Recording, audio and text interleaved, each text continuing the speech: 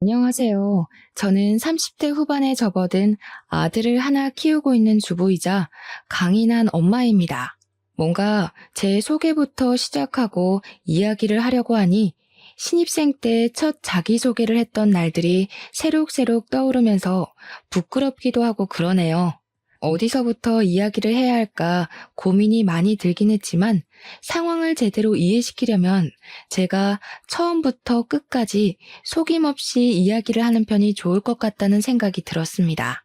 제가 살아온 배경부터 차근차근 풀어나갈 텐데 중간에 지루하다고 제 사연을 끝까지 들어주시지 않는다면 아주 후회하실 거라는 것부터 미리 이야기하겠습니다. 그러면 제가 어쩌다가 이곳을 찾아와 임금님 귀는 당나귀 귀를 하게 되었는지 시작해 보도록 하겠습니다. 혹시 청취자 여러분들은 고물상을 운영하는 집에 대해서 어떻게 생각하시나요? 가난하고 더럽고 하루 벌어 하루 먹고 산다고 생각을 하시는 분들이 대부분일 거라 생각합니다. 하지만 그것은 폐지를 줍고 푼돈을 바꾸는 일을 하시는 분들이시고 고물상 자체를 운영하는 집들은 대부분 엄청난 알부자나 다름없습니다. 꽤 비싼 금속들을 다루고 그것들을 대부분 현금으로 큰 사업체에 넘겨 녹여팔 수 있게 처리를 하기 때문에 큰 고물상들은 하나의 중소기업이나 다름없다고 하죠. 중소기업과 다른 점이 있다면 현금으로 거래를 해서 은근히 뒤로 챙기는 돈이 많다는 것과 금속 수입에 차질이 생기면 고물상들의 값이 엄청나게 뛴다는 것입니다. 저희 아버지께서는 할아버지 세대부터 물려받으신 고물상을 이어받아서 운영을 하고 있으셨는데 개인 사업자치고는 엄청나게 큰 고물상이었습니다. 어릴 때는 저희 집이 고물상을 운영한다는 것을 한마디로 표현하자면 정말 쪽팔렸습니다. 우리 아빠는 이상한 집게발이 달린 큰 중장비를 이용해서 고물을 실어 날랐거든요. 다른 아빠들은 화려한 차를 타고 다니는데 우리 아빠는 항상 상처가 엄청나고 먼지에 뒤덮인 중장비를 끌고 다닌다는 게 못내 부끄럽고 싫었습니다. 사실 고물이라는 게 말맞다나 더럽고 오래되고 낡은 것들을 취급하다 보니 꼭 거지들의 소굴에서 사는 것 같은 기분이 들어서 부끄러워 친구들에게 꼭꼭 숨기고 다녔습니다. 더 어릴 적에는 우리 아빠가 일하는 곳이라고 고물상에 데려가서 술래잡기도 하고 놀았는데 그때마다 친구들 옷이 엄청나게 더러워지고 그랬거든요. 기름때가 묻기도 하고 더럽고 냄새가 나니까 친구들 부모님께서 저랑 놀지 말라고 하기도 하셨고 어느 날부터 친구들이 저를 피한다는 걸 알게 된 이후로 절대로 먼저 이야기를 하지 않았습니다. 집에 갈 때도 주위를 꼭 살폈고 혹시라도 아빠의 일터에 심부름이라도 가게 되는 날에는 모자도 눌러쓰고 몸을 잔뜩 웅크린 채 황급히 들어가서 물건만 전해드리고 나왔습니다. 친구들이 알아봐야 소문만 더럽게 나지 저에게 이득이 되는 것이 하나도 없었으니까요. 하지만 아무리 조심한다고 해도 꼬리가 길면 밟히는 법 아니겠습니까? 하루는 엄마의 심부름으로 고물상에 갔다가 반 친구에게 들키고 말았던 것입니다. 고물상에 들어가는 저를 보고 뭘 하나 싶어서 따라 들어왔다가 제가 아빠한테 달려가는 것을 보고 고물상집 딸이라는 것을 알게 된 것이죠. 평소에 저를 시기 질투했던 친구였기 때문에 다음 날부터 학교에 제가 고물상집 딸이라고 엄청난 거지라고 소문을 내고 다녔습니다.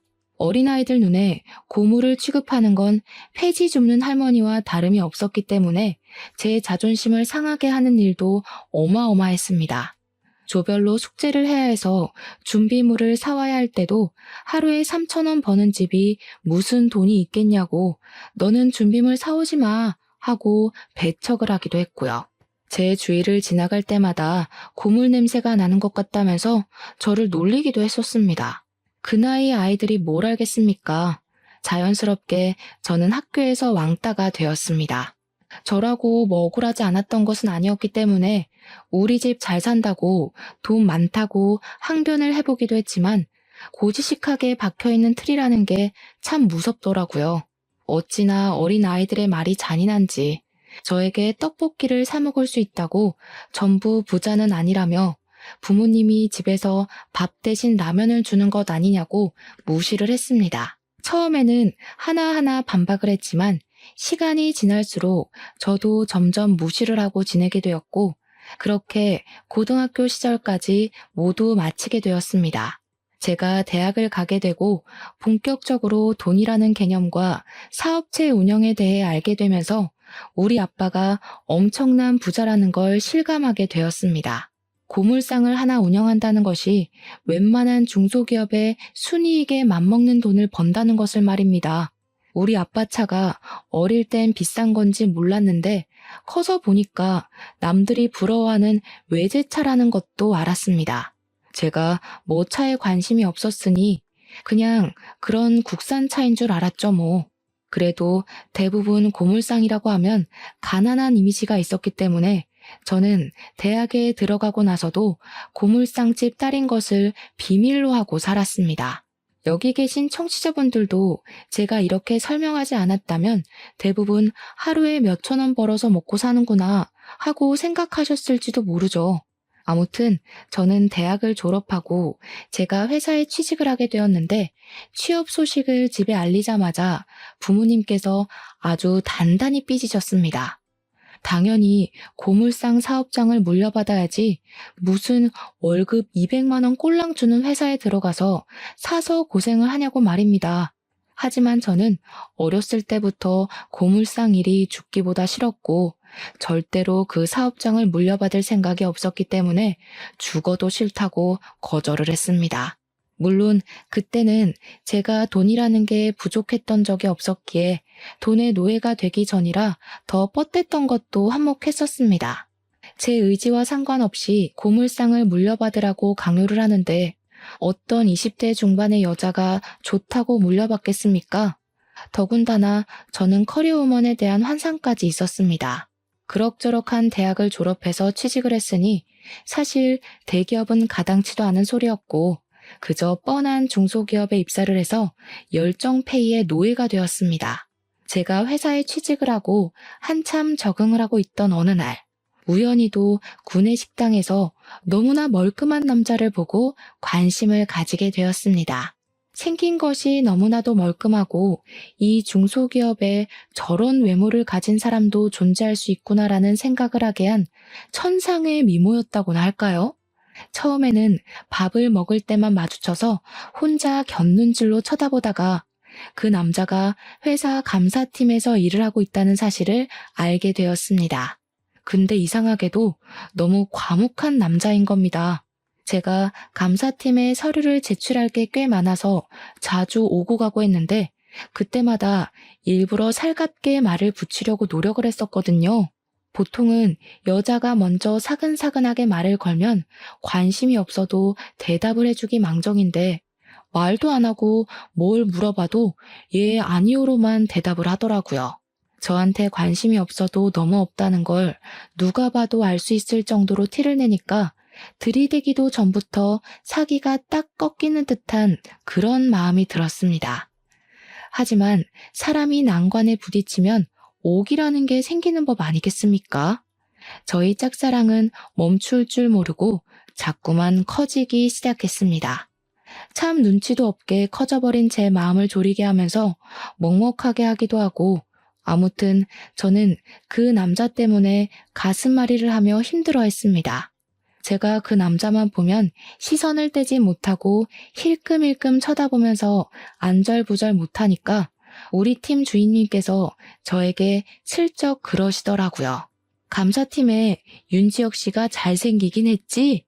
저는 주책맞게도 바로 너무 잘생기셨다고 어쩜 저렇게 키도 크고 얼굴도 잘생기고 완벽할 수 있겠냐고 여자친구도 당연히 있겠죠? 하면서 말을 했습니다. 그러니까 주임님께서 피식 웃으시면서 아마 여자친구는 없을 거라고 단호하게 말씀을 하시더라고요. 너무 단호박처럼 말을 하셔서 뭔가 제가 모르는 게 있나 싶었죠. 그래서 은근슬쩍 그렇게 단호하게 말씀을 하시냐, 윤지혁 씨한테 뭐 있냐 하고 물어보니까 주임님이 저한테 윤지혁 씨랑 대화는 나눠봤냐고 하시더라고요. 생각해보니까 예 아니요 말고는 말을 들어본 적이 없어서 말해본 적 없다. 단답으로만 대꾸하시더라.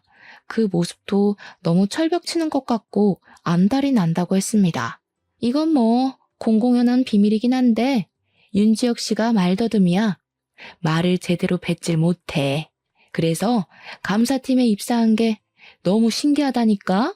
저는 진짜 입을 떡 벌리고 아무 말도 하지 못했습니다. 외모도 잘생겼고 키도 크고 배도 나오지 않고 물론 저보다 4살 연상이긴 했지만 정말 이 회사의 빛과 소금 같은 존재인데 말더듬이라는 소리를 들으니까 확 깨더라고요. 여자들이 관심을 가지고 달려들다가도 말더듬이라는 걸 알게 된 이후에 다들 나가 떨어진다고 했습니다. 저도 살짝 편견이라는 게 생기다 보니까 감사팀 일은 어떻게 하나 궁금했는데 말하는 것 빼고는 서류 정리가 거의 로봇에 가까운 완벽 수준이라고 하더라고요. 오차가 0.1%라도 있으면 다 잡아내는 걸로 유명하다고 하는데 능력까지 출중한데 말더듬이라는 게 너무나도 아쉬웠습니다. 저는 마음이 조금 식긴 했지만 내적 갈등이 생겼어요. 말더듬이면 뭐 어떠냐. 한번 만나라도 보고 싶다 하는 마음이요. 그러던 어느 날 제가 퇴근 후에 버스 정류장에서 버스를 기다리고 있는데 갑자기 예상치도 못한 폭우가 막 쏟아지는 겁니다. 오도 가도 못하고 버스 정류장에서 발만 동동 구르고 있는데 윤지혁 씨가 제 옆으로 오는 게 아니겠습니까? 저랑 업무적으로 자주 마주쳤으니 서로 이름 정도는 알고 있었고 제가 대화를 이어가고 싶어서 말을 몇 번 걸었던 적도 있었기에 저는 안녕하세요 하고 인사를 건넸습니다. 그러자 지혁 씨가 저를 빤히 보더니 입을 몇 번 달싹거리시더라고요. 혹시 우산 없어요? 하고 용기를 내서 말을 하시는데 진짜 말더듬이더라고요. 근데 뭐 제가 몰랐으면 놀란 티를 냈겠지만 이미 알고 있었던 사실이었기에 별로 놀란 기색을 나타내지 않았습니다. 그래서 그냥 평범한 일상 대화를 나누는 것처럼 우산이 없다. 오늘 예보에 비 소식이 없어서 따로 준비하지 않았다. 하면서 대답을 했습니다. 제가 별 충격도 없이 편안하게 대꾸를 하니 지혁 씨도 내심 마음이 편해졌는지 저에게 또 이야기를 하시더라고요. 그럼 제 우산 쓰고 가실래요? 그럼 지혁 씨는요? 저는 비 맞아도 돼요. 그럼 안 되죠. 저는 튼튼해서 감기 잘 안 걸려요. 여기서 버스 타고 가면 돼요. 그러니까 지혁 씨가 저에게 택시를 타고 가는 건 어떠냐고 하시더라고요. 본인도 비 오는 걸 너무나도 싫어해서 택시를 타려고 하다가 저를 발견했다고 하더라고요. 택시 같이 타고 집 앞까지 내려줄 테니까 편하게 가라고 하는데 저도 회사 일에 지치기도 했고 나쁘지 않은 제안 같아서 고개를 끄덕였습니다. 제가 부모님이랑 사는 아파트 지하 주차장까지 굳이 택시로 데려다 주셔서 저는 덕분에 비 한 방울 맞지 않고 집으로 돌아올 수 있었습니다. 그런 사소한 배려가 너무 멋있고 좋더라고요. 순간 말더듬이면 어떤가 싶은 마음에 감사하다고 문자를 보냈습니다. 지혁 씨도 문자로는 말을 더듬지 않으니 소통하기 더 편한 것 같았습니다. 제가 또 이것저것 질문하고 대화를 이어나가는데 선수거든요. 상대방이 무조건 대답을 보낼 수밖에 없게 만드는 비법을 가지고 있는 사람이라 대화는 꼬리에 꼬리를 물게 되었습니다. 지혁 씨도 말이 아니라 문자로 대화를 하다 보니까 대답을 엄청나게 세심하게 보내주시더라고요. 저는 일부러 지혁 씨에게 용기를 내서 데이트를 하자고 과감하게 보냈고 어쩌면 당연하게도 지혁 씨는 데이트는 어려울 것 같다면서 저에게 거절의 의사를 표현하셨습니다. 순간 차였다는 부끄러움도 있었지만 이상하게 오기가 생겨서 지혁 씨에게 왜 데이트하기 싫은 거냐고 혹시 말을 더듬어서 그런 거냐고 숨김없이 물어보았습니다. 저는 그런 거 전혀 신경 쓰지 않는다고 만약 지혁 씨가 그게 불편하고 신경이 쓰이면 우리 만나서도 문자로 대화를 하자고 쿨한 척 보냈습니다.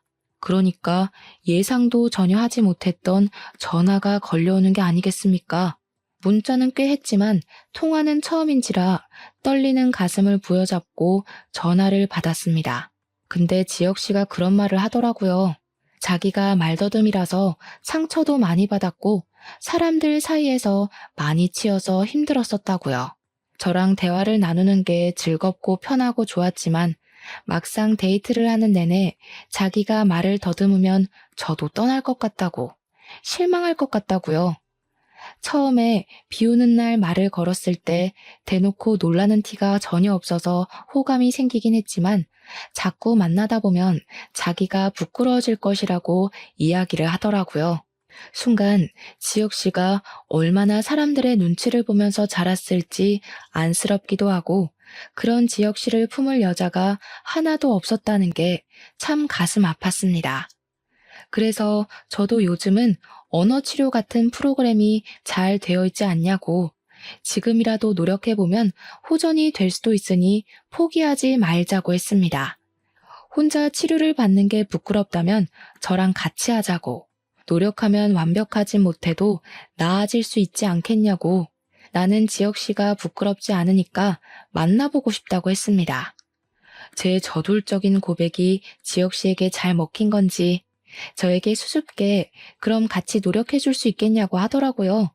지혁 씨와 연애를 하면서 알게 된 사실인데 알아주는 명문대를 졸업한 아주 똑똑한 사람이었더라고요.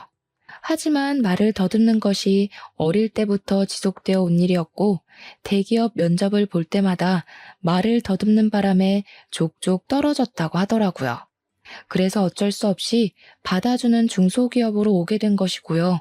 집안에서는 당연히 명문대를 졸업한 아들이 대기업에 들어가지 못하자 엄청나게 실망을 하고 구박을 줬다고 하더라고요. 공부를 잘하면 뭐하냐, 어차피 말더듬인데 하면서요. 친척들까지도 병신이라면서 손가락질을 하면서 놀려대는 바람에 지혁 씨의 자존감은 완전히 무너져서 바닥을 찍었다고 했습니다. 지혁 씨에게는 형이 하나 있었는데 형이 똑똑하기는 했지만 지혁 씨보다는 좋은 대학을 나오지 못했고 뭐든 조금씩 뒤처지는 분이셨대요. 그래서 부모님은 자연스럽게 성적이 더 좋은 지혁 씨에게 기대를 걸게 되었고 그만큼 지혁 씨에게 실망도 크게 한 것이었습니다.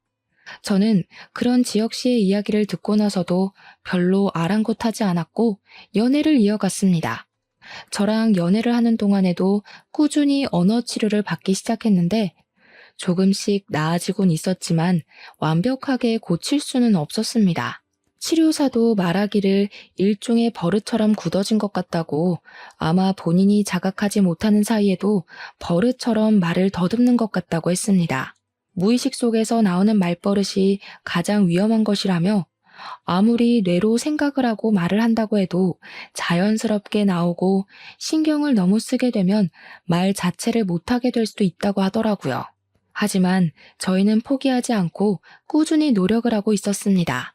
그렇게 1년이라는 시간을 함께 보냈고 금방 헤어질 것이라고 예상했던 회사 사람들은 저에게 인내의 어머니라며 박수를 보냈습니다. 어떻게 말더듬이랑 사귈 수 있냐며 신기했는데 처음에는 그냥 웃어넘기던 말들이 어느 날 문득 지혁 씨를 더 움츠러들게 한 원인이 될 수도 있겠다는 생각이 들었습니다. 자각을 한 뒤로부터 웃으며 넘겨지지 않았고 저는 저에게 인내의 어머니라고 부르는 사람들이랑 치고받고 싸우기 시작했습니다. 우리 지혁 씨를 고작 그런 단어로 표현하지 말라고 저에게 큰 감동 같은 사람이고 소중한 사람이니 우습게 보지 말아달라고 말입니다. 그 소식을 들은 지혁 씨는 저를 꼭 안아주면서 선물 같은 사람은 바로 저라면서 어디서도 저 같은 사람은 두 번 다시 만날 수 없을 거라며 자기 인생의 행운이라 표현해 주었습니다. 그리고 저에게 결혼을 하자며 프로포즈를 했습니다. 본인이 더 좋은 조건의 회사로 이직을 할 수 있을지 모르겠지만 절대로 굶겨 죽이는 일은 없게 하겠다고 결혼하자고요. 그때 저도 솔직히 말을 해야 하나 조금 고민이 들었죠. 우리 집이 사실은 개 부잣집 고물상을 운영하고 있다고 말입니다. 하지만 제가 물려받아서 운영을 할 것이 아니었으니 굳이 입 밖으로 꺼내지 않았습니다. 저희는 결혼을 결심하고 나서 드디어 양가에 인사를 드리러 가기로 결정을 내렸습니다. 저희 부모님은 지혁 씨 앞에서는 내색하지 않으셨지만 지혁 씨가 돌아오고 난 뒤에 어떻게 남자를 데리고 와도 말더듬이를 데리고 오냐면서 저를 엄청나게 혼내셨습니다. 생긴 게 정말 연예인 뺨치게 잘생겨서 우리 부모님께서 속으로 우리 딸에게 이런 재주가 있었나 싶었는데 인사를 듣자마자 파사삭 식은 거죠. 평소보다 긴장을 한 탓인지 더 말을 더듬었거든요. 부모님께서는 지혁 씨의 이름도 제대로 알아듣지 못해서 이름만 3번을 물어보셨습니다. 그러니 지혁 씨도 당황을 엄청나게 하고 말았고, 싸늘해진 분위기 속에서 결혼 이야기를 꺼내니 부모님 속이 말이 아니셨겠죠. 부모님께서는 말더듬이도 유전 아니냐고 절대로 결혼을 반대하겠다고 했지만 저는 딱 잘라서 지혁 씨가 아니라면 결혼을 하지 않겠다고 선언했습니다. 당연히 저희 부모님은 황당해 아무 말도 하지 못하셨죠. 처음에는 화를 내다가 달래기도 하셨습니다. 네가 뭐가 부족하냐 말씀하시면서요. 부족해서가 아니라 그냥 서로 잘 맞으니까 결혼하겠다고 하는 거라고 했죠. 엄마, 아빠, 오늘 지혁 씨가 긴장을 해서 말이 더 심하게 더듬어진 거야. 평소에는 저 정도로 심하지 않고 언어 치료도 받고 있어. 거기다가 정말 대단한 사람이야. 지혁 씨네 집에서 말을 더듬는다고 손가락질하고 놀려대고 상처를 줬었대. 자기 가족에게도 상처를 받은 사람인데 엄마랑 아빠는 사랑으로 감싸줄 수 있지 않을까? 저의 간곡한 부탁에 부모님께서는 못 이기는 척 2번 지혁 씨를 더 만나보게 되었고 3번째 만남에서 사람 됨됨이가 된 것 같다면서 마지못해 결혼을 허락해 주셨습니다. 제일 큰 산을 통과했다고 생각하니 시댁의 허락은 사실 별거 아니라고 생각을 했죠. 그래서 시댁에 인사를 드리러 갔는데 저를 보자마자 그러시더라고요. 그래, 부모님은 뭐 하시니? 알고 보니 시부는 제약회사 임원이시고 시모는 초등학교 교장까지 마치신 뒤 정년퇴직을 하셨더라고요. 자기네 집안은 명문이다 하시는데 무슨 명문에 그리 목숨을 거시는지 뭐 하는 집안이냐고 계속 물어보시는데 부모님 직업을 숨길 수도 없고 해서 솔직하게 고물상을 운영하신다고 말씀을 드렸습니다. 그러니까 시모가 엄청나게 기겁을 하시면서 놀라시더라고요. 고물상? 그 고물 모아다가 돈 받고 파는 그거? 근데 처음에도 말씀드렸듯이 저희 집이 금속이나 철 이런 걸 다루기 때문에 고작 몇천 원 단위로 떨어지는 건 아니거든요. 순이익만 따지면 지금 다니는 회사만큼은 나올 것 같은데 몇천 원 취급을 하시면서 이야기를 하니 저도 더 설명하고 싶은 마음이 뚝 떨어지더라고요. 제가 아무 소리도 하지 않자 시모가 머리를 싸매시면서 드라마에서만 보던 괴팍한 시어머니의 두통 온다는 표정을 지으시더라고요. 내가 너 같은 비렁뱅이한테 장가 보내려고 우리 아들 서울대 보내고 내내 지원한 줄 아니? 비랑 뱅이가 뭐야? 나는 말더듬인데.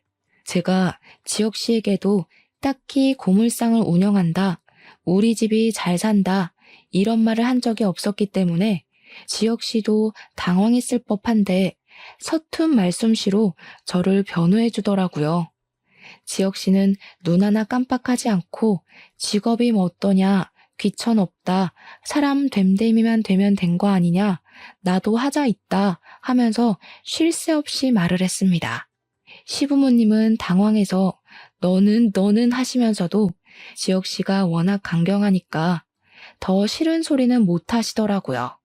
솔직히 말하면 제가 손해인 건 맞지 않나 싶어서 가만히 있는데 지혁 씨 형이라는 사람이 나와서는 빈정거리더라고요. 고물상하는 집안에 말더듬이 사이면 딱 어울리는 거 아니야? 근데 외적으로 보나 성격으로 보나 형제가 맞나 싶더라고요. 말도 너무 싹수 없게 하고 외모도 지혁 씨랑은 완전히 딴판이었습니다. 얼굴도 못생기고 피부도 곰보해 배도 불룩 나와서 임신 7개월이라고 해도 믿을 법 하더라고요. 오죽하면 제가 지혁 씨에게 저분은 누구냐고 물어봤겠어요. 아주버님도 지혁 씨와 어릴 때부터 외모 비교를 많이 당했는지 자격지심이 좀 있어 보였습니다. 우리가 좀 안 닮았지? 다들 형제인 거 몰라. 하긴 저런 말더듬이랑 무슨. 빈정빈정 거리는데 무슨 빈대떡인 줄. 보니까 대학도 지혁 씨보다 조금 낮은 대학을 나왔더라고요. 그것조차 자격지심으로 보였고요. 대기업 다닌다는 소리는 들었는데 자랑할 게 정말 그것뿐인지 내내 대기업 이야기만 하더라고요. 지혁 씨랑 1살 차이라고 들었는데 그냥 누가 봐도 아저씨 같은 사람이었습니다. 근데 집안에 장남이 아직 장가를 안 갔는데 손 아랫사람이 먼저 가도 되나? 아주버님, 여자친구분 있으세요? 그럼 저희가 기다릴게요. 여자친구 없다는 게 또 자존심이 상했는지 콧김만 뿍뿍 내뱉더라고요. 생긴 게 못생겨서 그런지 모태솔로라고 지혁 씨가 슬쩍 말을 해주더라고요. 시부가 제약회사 임원이라 집에 돈은 좀 있어 보이긴 했지만 그게 전부는 아니니까 뭐 충분히 모태솔로일 수도 있겠다 싶었습니다. 시모는 계속 고물상에 꽂혀서 집안이 마음에 안 든다고 성에 안 찬다고 제 면전에 대놓고 말을 했습니다. 지혁 씨는 제 손을 꼭 잡고는 시부모님에게 선언하듯 이야기를 했습니다. 내가 이 집에서 얼마나 힘들게 자랐는지 알아주는 사람은 이 사람 하나뿐이야. 지혁 씨는 지금도 가족들은 자기가 말을 더듬는다고 무시하고 경멸의 말을 쏟아붓는데 저는 유일하게 말 더듬는 걸 보고도 놀라지 않았던 사람이라고 말을 해줬습니다. 본인에게 은인 같은 존재이자 고마운 사람이기도 하며 선물이기도 하다고 없어서는 안 될 소중한 사람이라고 말입니다. 만약 허락을 해주지 않는다면 집안과의 인연을 모조리 끊어버리고 둘이 간소하게 결혼식 올리고 살겠다고 시부모님께 결정을 제대로 내리라고 협박조로 말을 했습니다. 시부모님께서는 그 말에 놀라서 두 분 다 절대로 천륜을 끊는 건 안 될 소리라고 하시고 아주버님은 피식 웃더라고요. 재수씨, 능력이 아주 좋네. 여자라면 치를 떨던 내 동생 입에서 저런 소리가 다 나오고. 저는 대꾸해주고 싶지 않아서 그냥 씩 웃어주고 말았는데 그게 자기를 무시한다는 느낌으로 받아들여진 건지 기분 나빠하더라고요. 저희가 강경하게 나오자 양가에서는 어쩔 수 없는 허락을 해주셨고 저희는 정말 행복한 결혼식을 올릴 수 있게 되었습니다. 물론 그 과정이 순탄하지 않았죠. 시댁에서 제가 마음에 들지 않는다는 티를 상견례 자리에서 아주 팍팍 내셨거든요.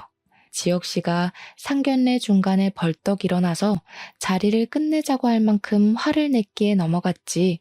지혁 씨가 가만히 있었다면 저희 부모님이 아마 상을 엎으셨을지도 모르겠습니다.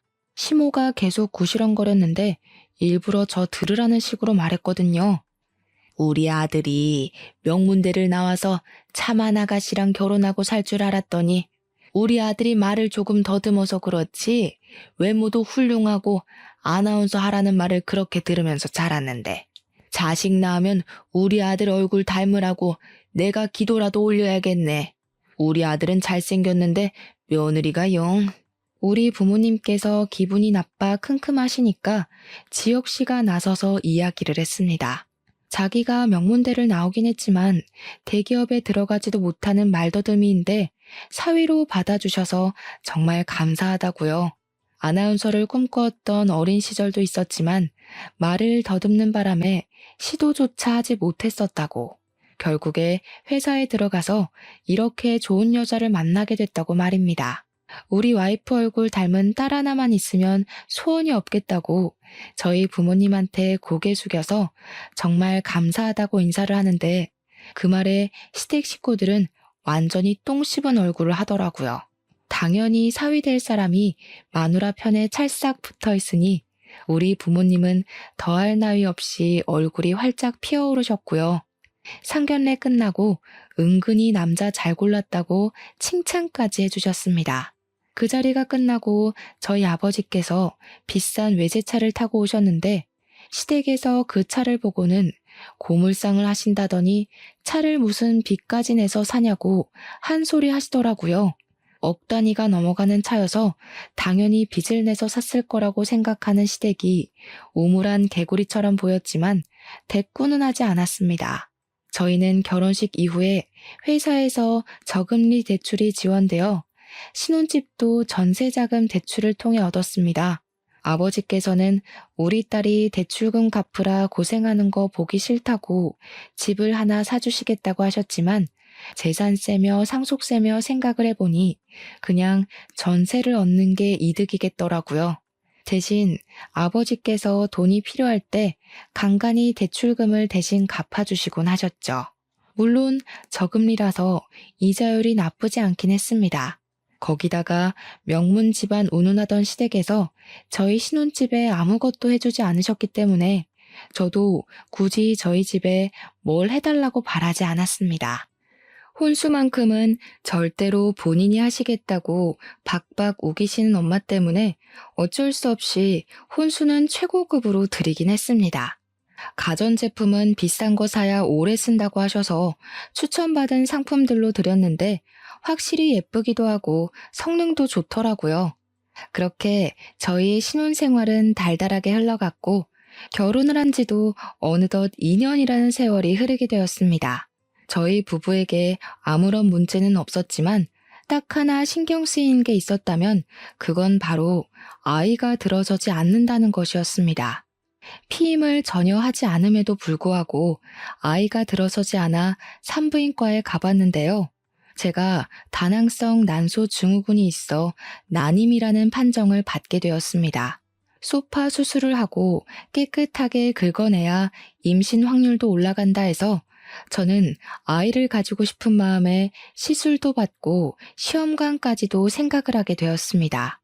제가 그렇게 몸을 회복하는 동안 그 사이에 아주버님께서 결혼을 하겠다며 여자를 데리고 오셨습니다. 아주버님의 소개로는 명문대를 우수한 성적으로 졸업을 한 여자이며 아주 똑똑해서 배울 게 많은 여자라고 하셨습니다. 하지만 관상이라고 하죠. 얼굴을 딱 봤는데 얼굴이 상당히 사납게 생겨서 좀 무섭다고 해야 하나? 그러니까 딱 봐도 센 언니 같은 느낌이 물씬 풍겼습니다. 저는 솔직히 눈 마주치고 조금 쫄았어요. 와, 잘못하다가는 시모의 시집살이보다 더한 형님살이가 시작될 수도 있겠다 하면서 긴장을 하게 됐죠. 식장에 들어가기 전까지는 남녀 사이는 모르는 거니까 하고 생각을 하고 있었는데 아주버님이 그러시는 겁니다. 이 사람 임신했어요. 지금 10주래. 그러니까 우리 하루빨리 결혼해야 됩니다. 임신을 했다는 말에 시부모님은 발등에 불이라도 떨어진 사람 마냥 부랴부랴 결혼식 준비를 시작하셨습니다. 저희가 아이가 오랜 시간 들어서지 않았기 때문에 드디어 첫 손주를 본다고 기분이 좋아지신 시부모님은 아주버님이 살 신혼집까지 마련을 해주셨습니다. 손주가 혼수라는데 당연히 이 정도는 해줘야 한다면서 저에게는 임신도 못한다고 떡하니 임신을 해서 오면 얼마나 좋냐고 하는데 어이가 없었습니다.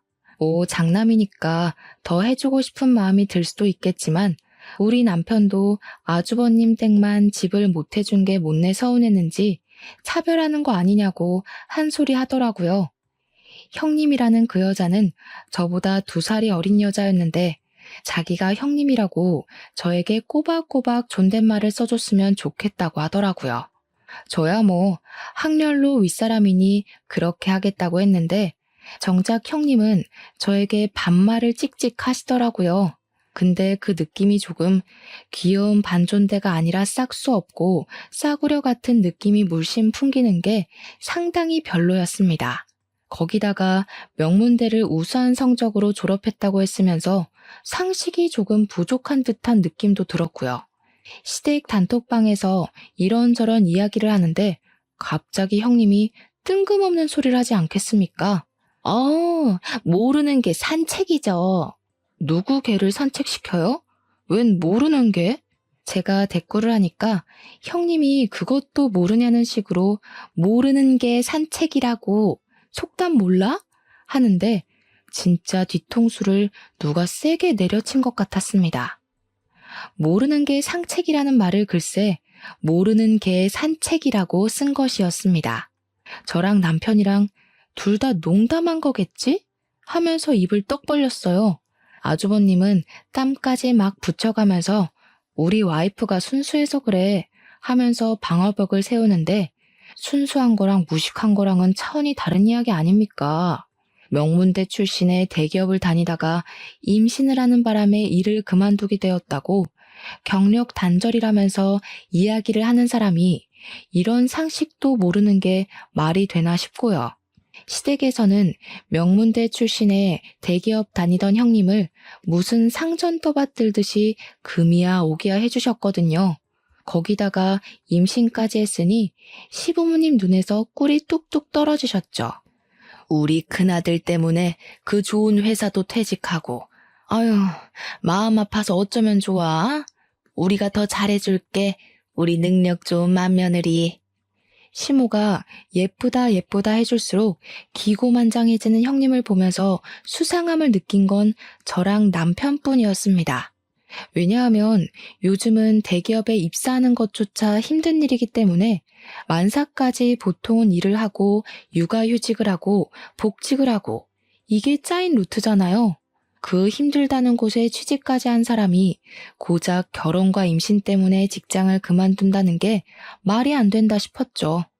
그리고 우리 아주버님이 뭐만 하면 쩔쩔매는데 그게 형님한테 쩔쩔맨다기보다는 뭔가 숨기는 사람처럼 시부모님 눈치를 보는 느낌이 물씬 풍겼습니다.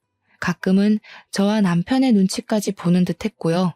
형님은 가끔 가다 무식을 자랑했고 그때마다 아주버님이 수습을 하셨습니다. 형님은 뱃속의 아이가 아들이라며 더욱더 시부모 앞에서 콧대를 세웠고 시간은 흘러 임신 8개월이 되었습니다. 그리고 그때 저에게도 정말 귀한 아기 천사가 찾아오게 되었습니다. 시댁에 가서 소식을 전하니 시부는 겹경사라며 좋아하셨고 시모도 티는 내지 않으셨지만 내심 좋아하셨습니다. 여태 저를 무시하고 그러셨으니 대놓고 좋은 티는 내지 않아도 자연스럽게 올라가는 입꼬리는 숨기지 못하시더라고요. 재수씨, 임신했다고? 축하해. 말더듬이 안 되게 조심하고 태어나자마자 언어치료부터 받아야 하는 거 아니야? 아주버님이 눈치 없이 말을 뱉었고 그날 남편이 완전히 눈이 돌아서 아주버님에게 쌍욕을 하면서 화를 냈습니다. 저희 남편이 언어치료를 꾸준히 다니면서 말이 많이 좋아졌는데 또박또박 이야기를 하니 시부모님도 무척 놀란 얼굴이시더라고요. 그 이후에도 형님은 계속 단톡방에서 사소한 말실수를 하셨습니다. 어머님, 제가 우리 아들 낳으면 저한테 일해라 절해라 하지 마세요. 육아는 제가 알아서 할게요. 무난하게 키울 테니까 참견하시면 곤란해요. 어머님, 감기 걸리셨다면서요? 임산부라 가까이 가지 못하겠네요. 빨리 나으세요. 어머님, 그이가 저 가방 사준다더니 입 싹 씻는 거 있죠? 마마 일은 중천공인데. 그때마다 저와 남편의 얼굴이 다 화끈거렸습니다. 아무래도 명문대를 졸업했다는 것이 거짓말 같았죠. 시모에게 예쁨을 받고 싶어서 아주버님이랑 작당 모의를 한 것 같다고 의심을 하고 있었는데 시모도 의심을 하고 있었더라고요. 그러던 어느 날 사건이 터졌습니다. 저랑 남편이 언어 치료를 끝내고 병원 앞에서 데이트를 하고 있다가 카페에 들렀는데 그 카페에 형님이 들어오는 게 아니겠습니까? 남편과 제가 알아보고 인사를 할까 말까 고민을 하는데 저희 대각선 뒤쪽 테이블에 떡하니 앉더라고요. 근데 그 테이블에는 노란색으로 머리를 염색하고 입술을 빨갛게 칠한 어떤 여자가 앉아 있었거든요. 명문대 출신인 형님과는 거리가 멀게 생긴 여자였는데 둘이 무척이나 친한지 앉자마자 시끄럽게 이야기를 나누더라고요. 듣고 싶지 않아도 대화 내용이 다 들렸습니다. 야, 나 진짜 명문대에 대기업 다닌 척하느라 죽겠어. 남자들 꼬셨을 때처럼 연기 잘 좀 해봐. 너 그런 연기 엄청 잘하지 않았어? 그래도 봉 하나 제대로 잡았으니까 얼마나 다행이야. 그쪽 집안에 돈이 많아서 집도 해주고 그랬다며. 이제 너 술집에서 일할 일도 더 이상 없겠네. 나는 언제 때려치우냐? 너도 나처럼 물주 하나 잡어. 근데 얼굴이 너무 못생겨서 토할 것 같아. 뽀뽀도 하기 싫다니까. 뽀뽀도 하기 싫다면서 임신은 어떻게 했대? 뭐 눈 꼭 감고 딴 생각하고. 말도 하기 싫다. 근데 사실 이 아이 아빠가 누군지 몰라. 비슷한 시기에 이 남자 저 남자 다 만났잖아. 그러다가 호구 하나 잡은 거지. 남편도 다 알고 있으면서 속아주는 걸지도 모르겠고. 그러니까 자기네 집에도 명문대니 대기업이니 하면서 속이는 거 아니겠어? 저랑 남편은 이야기를 듣다가 먹던 커피를 다 뱉어낼 뻔했습니다.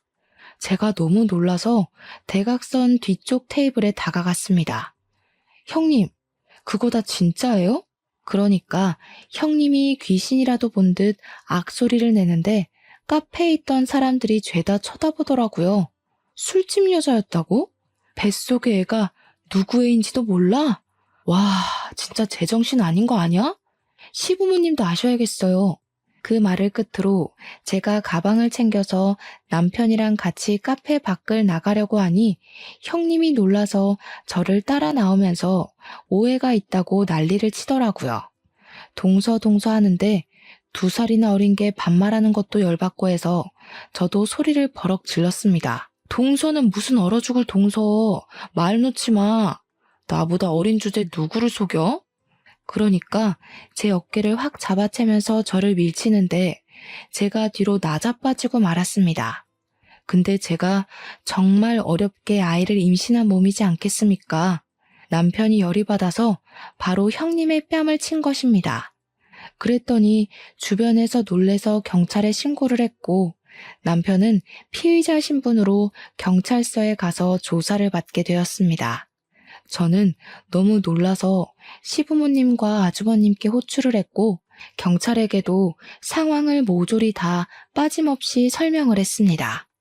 뒤늦게 찾아온 아주버님과 시부모님이 지금 큰며느리 뺨을 때린 거냐면서 남편을 질책하려고 하는데 제가 나서서 설명을 했죠. 이 여자 대기업은커녕 술집 여자라면서요?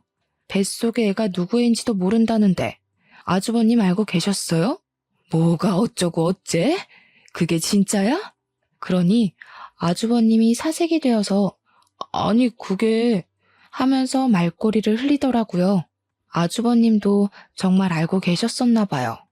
시부가 화가 났는지 아주버님의 뺨을 때리고 시모는 뱃속의 애가 네 집인지 모른다고 하면서 형님의 뺨을 때리셨습니다.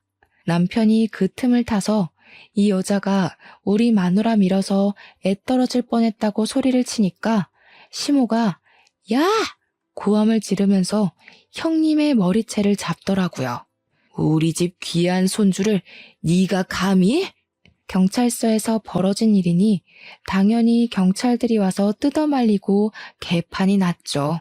아주버님께 시부모님이 당장 이혼하지 않을 거면 너도 맨몸으로 집 나가라고 엄포를 놓은 덕에 아주버님은 이혼하겠다고 아주 쭈구리처럼 말을 했습니다.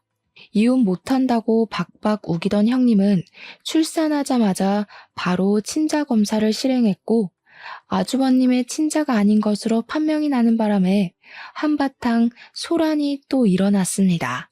당연히 양육비는 주지 못한다고 못을 박았고 형님도 맨몸으로 쫓겨나게 되었습니다. 잘못했다고 비는 그 여자에게 대놓고 사기 결혼으로 소송까지 걸고 위자료를 뱉으라고 민사까지 걸어버렸습니다.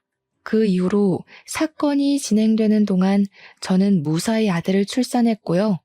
시모는 그 뒤로 제 눈치를 보면서 손주 얼굴 구경조차 못할까봐 저에게 설설 기고 있습니다. 저한테 진심으로 미안하다고 사과까지 하시더라니까요. 저는 개념 없는 아주버님 부부 덕분에 극진한 대접까지 받으면서 시부모님께 귀한 거 얻어먹으면서 잘 지내고 있고요. 남편이랑도 변함없는 애정을 쌓으며 행복하게 지내고 있답니다. 여러분들도 저만큼 행복한 나날이 가득하시길 바라면서 제가 앞으로 아들을 잘 키워낼 수 있도록 응원 부탁드립니다. 감사합니다.